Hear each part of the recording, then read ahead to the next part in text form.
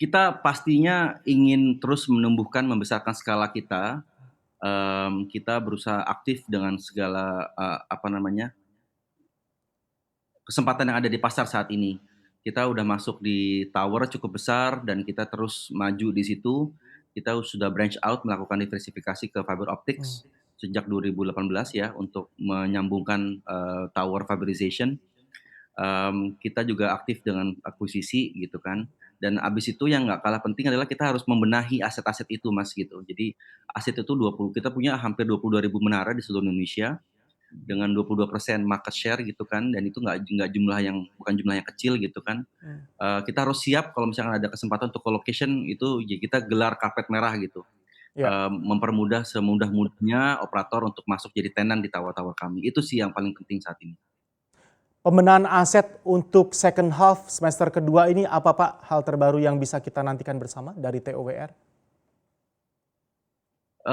Di dalam kita sedang membenahi sistem information technology, kita terus melakukan perpanjangan sewa lahan, lalu kita juga mengintegrasikan kontrak-kontrak sewa kita dengan para operator gitu supaya lebih seragam gitu, standardized.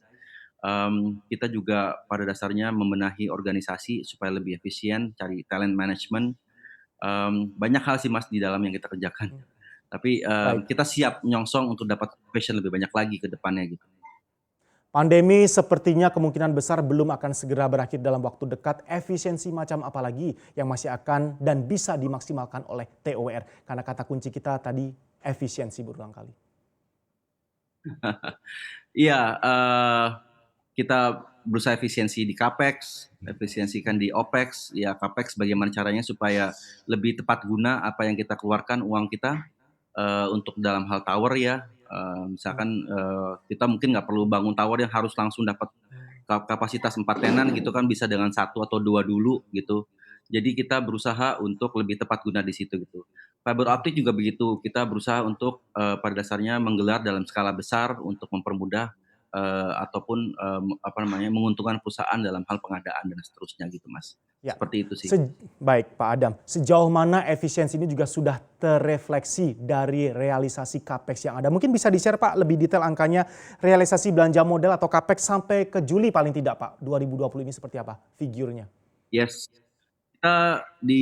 kita sudah sampaikan bahwa sekitar 3,3% dari revenue sudah, merupakan savings daripada operational efficiency selama 6 bulan tahun 2020 ini, Mas. Mmm, Jadi skala operations, habis itu, bagaimana menyelaraskan,